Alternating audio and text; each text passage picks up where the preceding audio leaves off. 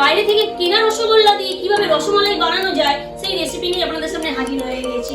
চলুন শুরু করা যাক। দুধ নেওয়া রয়েছে, 4টে রসগোল্লা আছে, গুঁড়ো মিল্ক পাউডার আছে, চিনি আছে, এলাচ গুঁড়ো আছে আর কেশর আছে। চলুন দেখা যাক। এবারে এই দুধটা এর মধ্যে আমি ঢেলে দিলাম। পাউডারটা আমি এর মধ্যে অল্প অল্প করে অ্যাড করব।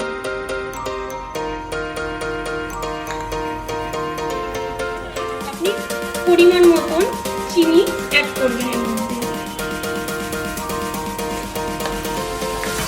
এলাচ গুঁড়োটা আমি দিয়ে দিলাম এবং এই যে কেশরটা আমি গুলে রেখেছিলাম সেই কেশরটা এর মধ্যে আমি দিয়ে দিচ্ছি।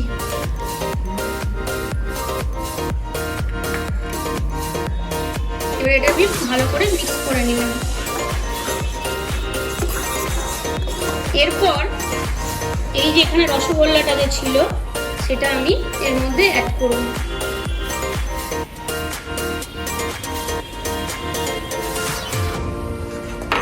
এবার এটা কিছুক্ষণ ফুটবে। এটা কি সুন্দর গাঢ় হয়ে গেছে। তো আমাদের রসমালাইটা রেডি হয়ে গেছে। এবারে আমি পাত্রে এটাকে ঢালবো। রেডি হয়ে গেছে। এবার এটাকে আমি ফ্রিজে রাখবো 1-1.5 ঘন্টার জন্য। তারপরে ফ্রিজ থেকে বার করে পরিবেশন করব। রসমালাই রেসিপি যদি আপনাদের ভালো লেগে থাকে আমার এই ভিডিওটাকে একটা লাইক করে দেবেন, আমার চ্যানেলটাকে একটা সাবস্ক্রাইব করে দেবেন।